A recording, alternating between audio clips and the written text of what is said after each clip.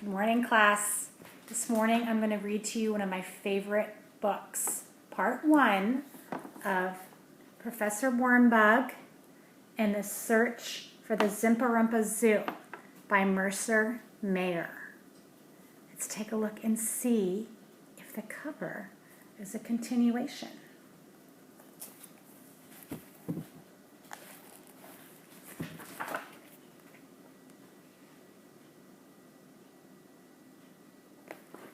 Yes, it is. Professor Wormbug and the Search for the Zipperump-a-Zoo by Mercer Mayer.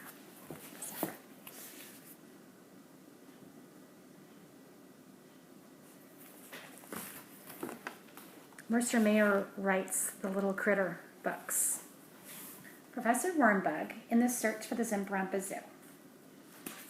Mercer Mayer wrote and drew the pictures to this book. Professor Wormbug collected beasties.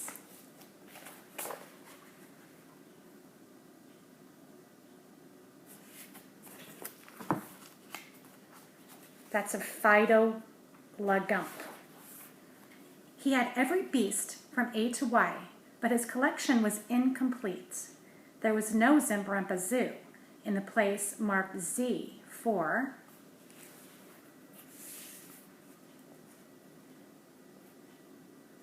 you see how there's all the letters in the alphabet here? That's diddly D.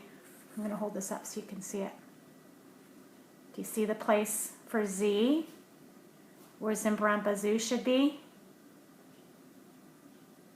I like to try to find who they are. So look, there's this little creature here.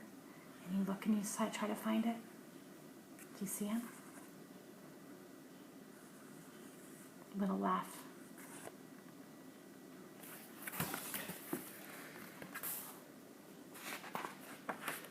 The Zipperump-a-Zoo had never been caught.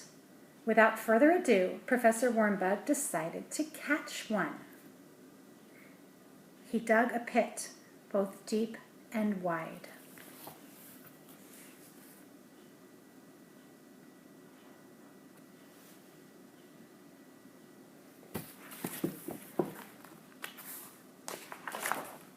He covered it with sticks and leaves and baited it with tangos and wild eucananas. You can see this page here says, reserved for a passing Zipperump-a-Zoo. Please drop in. Thank you. I wonder which ones the tangos are and which one the wild eucananas are. It's one of those. All night long he waited. He's knitting a sock. Do you see the tree? Do you see the face in the tree?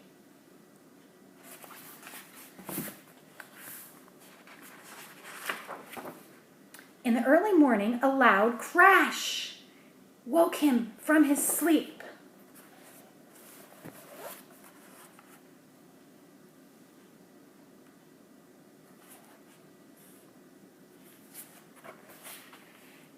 Rushing down, he hoisted out his catch, but it wasn't a Zipperump-a-Zoo.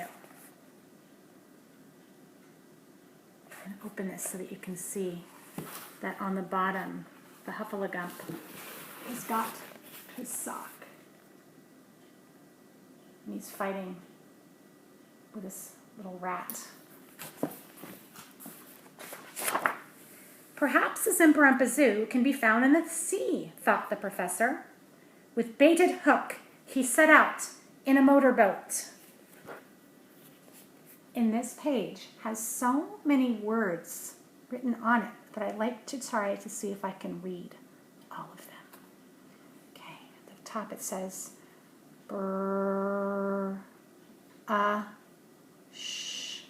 brush, here's you, your teeth.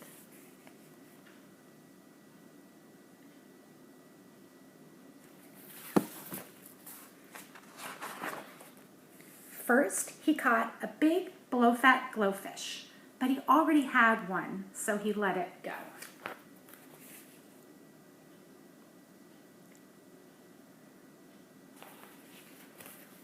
Then he caught a great gurn of the sea, but he had 2 of them, so he let it go.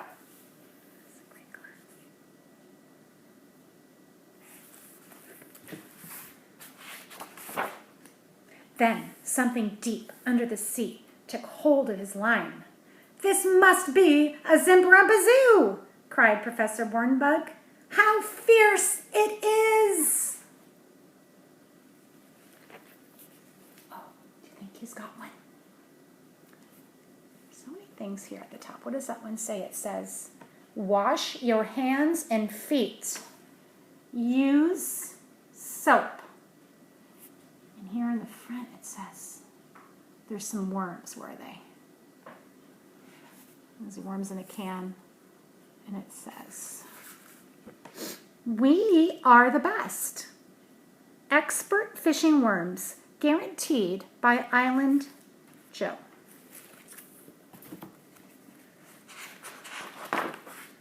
After many long hours, he pulled in his catch, but it wasn't a Zipperump-a-Zoo.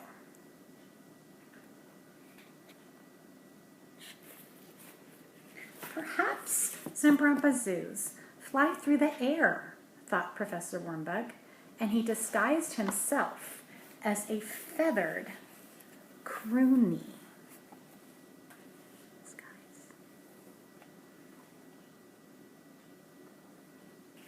It says here, beware of low-flying croonies. Oh, do you see that tree in the background? Can you find the eyes?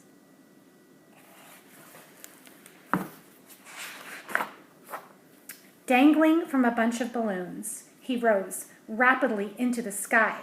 However, Isabella, Queen of the Croonies, took one look at the disguised professor and fell madly in love.